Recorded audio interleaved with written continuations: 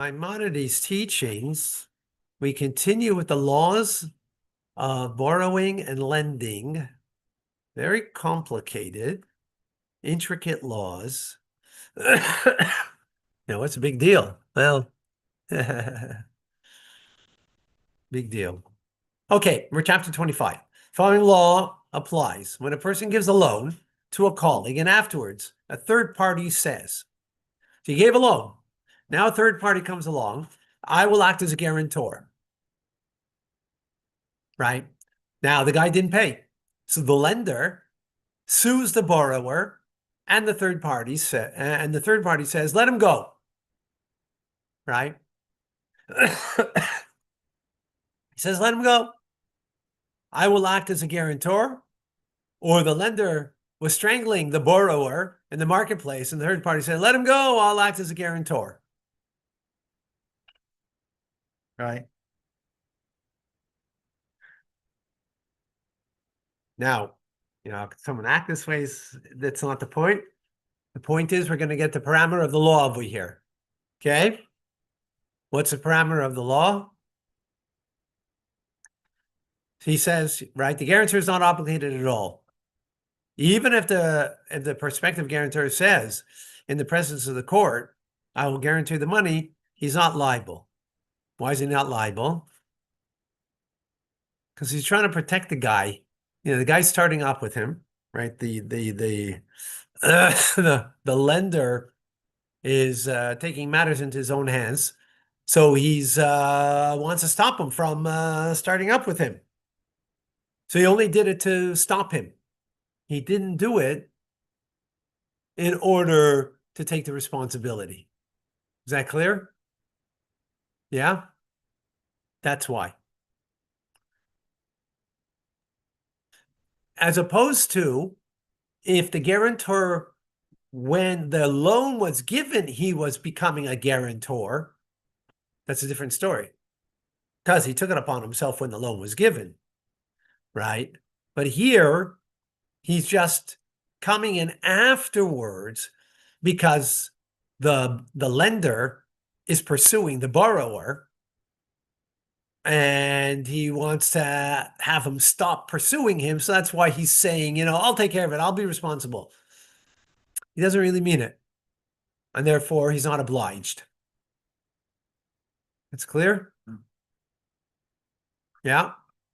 If, however, he formalizes his commitment to guarantee the money with a kinyan, in other words, a kinyan means he picked up something and said, okay, I am taking responsibility for the loan. So he becomes a guarantor now because he did a formal act of acquisition of the responsibility to be a guarantor. He did that. That's a different story. Then he becomes obligated to pay the loan. If, of course, the borrower doesn't have the means to pay, right? Is that clear? Yeah? Menachem Hillel, that's clear, yeah? This applies whether the kinyan was made in the presence of the court or together with the lender alone. It doesn't matter. Even if it was made between the two people, the lender and the borrower, or sorry, not the lender, between the lender and the guarantor. That's sufficient, right? Doesn't even have to be done in the presence of the borrower, because the borrower, it's his benefit, right? It's his benefit. Now he has someone to help him, to save him, right? Now we're talking about, of course, in a case where the borrower doesn't have what to pay with, right? We're talking about it, because you can't go to the guarantor and get from him before you go to the borrower and see if they have possessions to get it from them. Okay? Halacha number 2.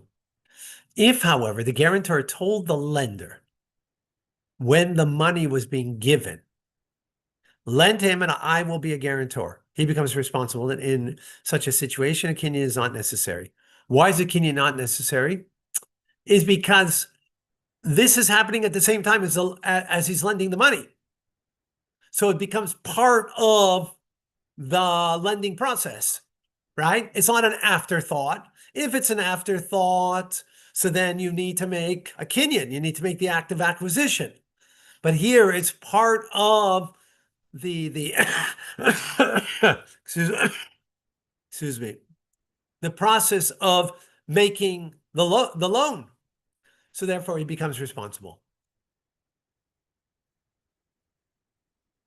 Similarly, if the court appointed him a guarantor, he becomes liable even if he did not affirm it with a commitment with a kinyan. So if it was done before a court of law, right, then he doesn't have to make an act of acquisition because being before the court of law is sufficient. For example, the court desired to expropriate property from the borrower. And this person told him, let him be.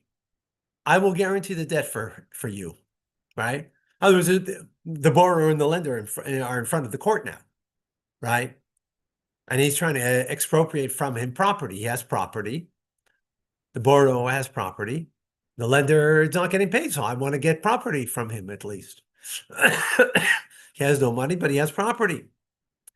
And then out comes the guarantor and says, hey, let him be, right? So since he receives satisfaction from being trusted by the court, he accepts a binding commitment upon himself. So it's interesting. What's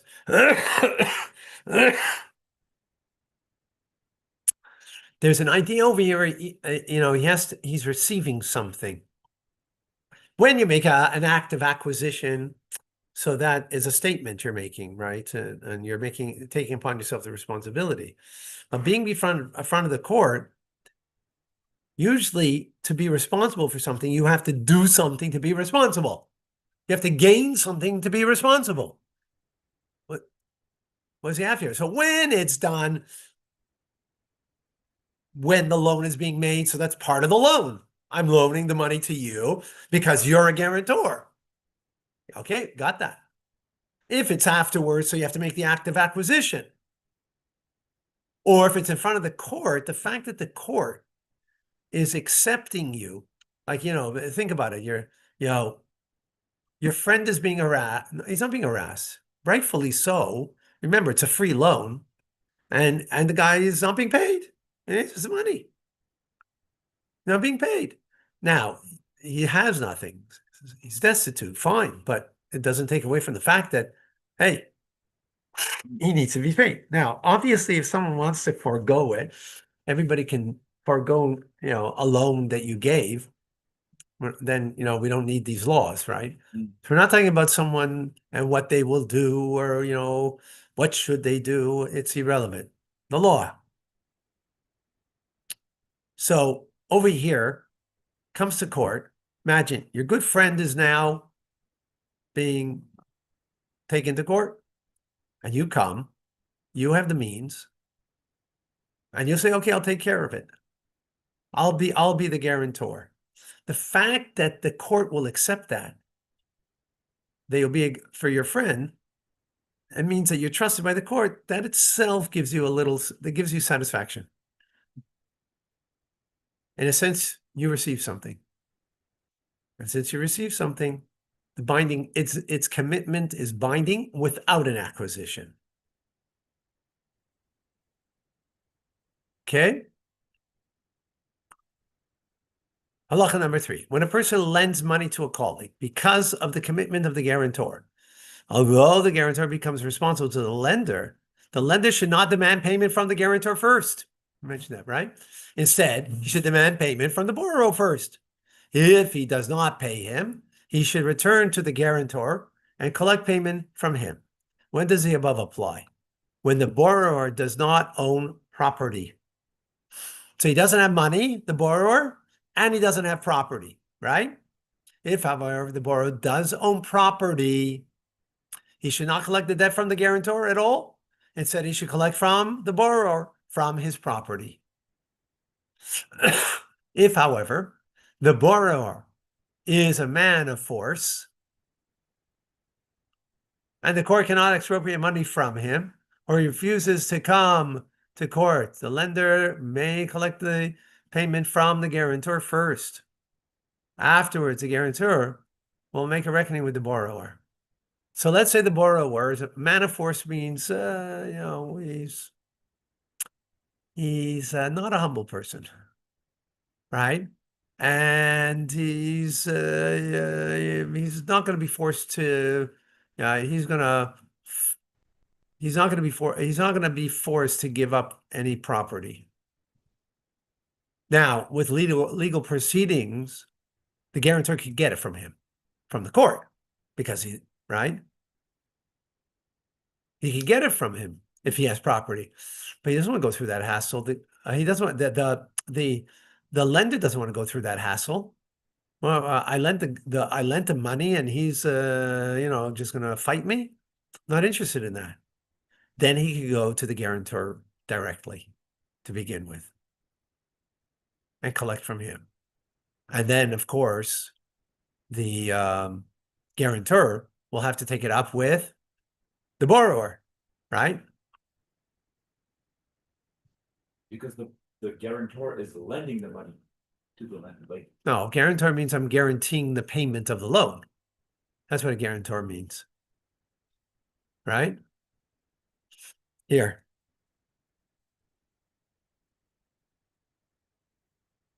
Lender, borrower. You lend $1,000. Borrower, right? I'm the guarantor. Okay?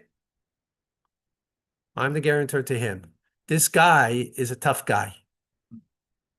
And I'm going to take him to court to expropriate from him his property. I'm going to have a tough time because he's a man of force, right? So initially, I have to go to the borrower to take my money. He has to take his money from him, right? Not from me. I'm the secondary, right? But in this case, he can go straight to me. Why? It's because he's a tough guy. I'll have to take it up, so that I'd have to pay him. And then the borrower, I'll have to deal with the borrower that he's going to pay me. Right? That's what we're talking about.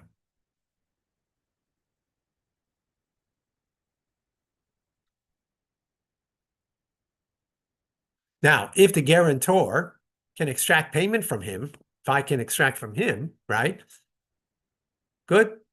If not, the court should place the borrower under a ban of ostracism until he pays the guarantor.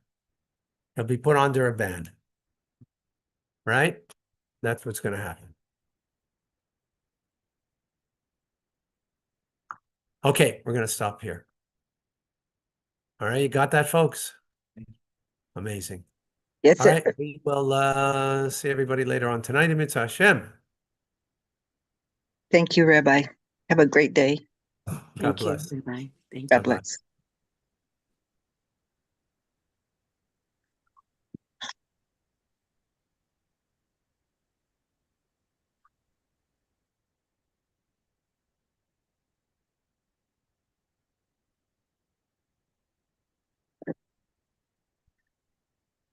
All righty.